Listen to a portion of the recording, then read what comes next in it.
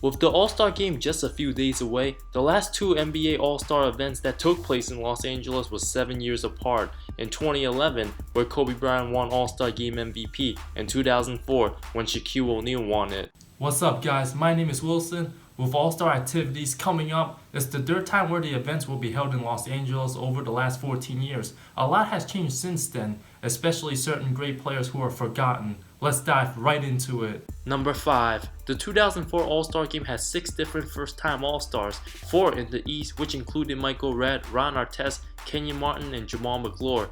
The West had Sam Cassell and Andrei Kirilenko. Surprising enough, that was the only All-Star appearance for all 6 first-timers that season. Michael Redd averaged 21.7 points in 2004 and had a huge jump from the previous year, increasing his point average by 6.6, led Milwaukee to the playoffs as a 6th seed before losing to the eventual champion Pistons in the first round while making All-NBA 3rd team. Ron Artest also made All-NBA 3rd team in 03-04 and had a terrific season with the Pacers, winning a league-best 61 games, averaged over 18 points and 2 steals while winning Defensive Player of the Year honors. Indiana fell short to Detroit in 6 games in the Eastern Conference Finals. Before Malice at the Palace happened, Ron Artest was on his way to potentially becoming a top 10 to top 15 player in the league. Yes, he was that good. Kenyon Martin was in his prime with the Nets before his career was slowed down due to injuries in Denver. Kmart posted 16.7 points and 9.5 boards that season, had himself a solid 17 points in that All-Star game. Jamal McGlory is one of the most forgotten All-Stars in NBA history, only averaged 13.5 points, just a little over 10 rebounds on a 500 Hornets team. Sam Cassell finally made the All-Star team at age 34 in his 11th season in the league, and deservingly so. Cassell had his best year, averaging nearly 20 points a game, almost 7.5 assists, led the Timberwolves to its first conference finals before getting injured, missing the final 2 games against the Lakers. The 6'3" point guard was also the second best player on a team that was the first seed in the Western Conference, winning 58 games, and made All-NBA 2nd team.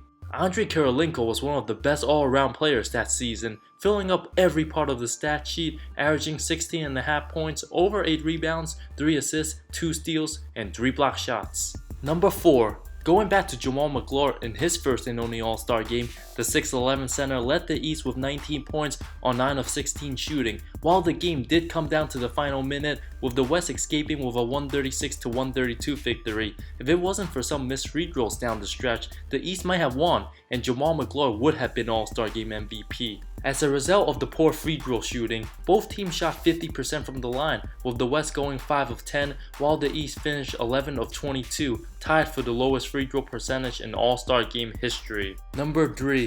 Kobe Bryant came up clutch in 2004 and tied the game with over a minute left, in which the West should have actually taken a 1-point lead, because if you watch the replay, Kobe was clearly behind the line and it was counted as a 2. That was well before the NBA can go to the replay monitors and rewatch questionable plays in the last 2 minutes, as you can listen to former ref Steve Javie mic'd up during the game. It's blaming my play.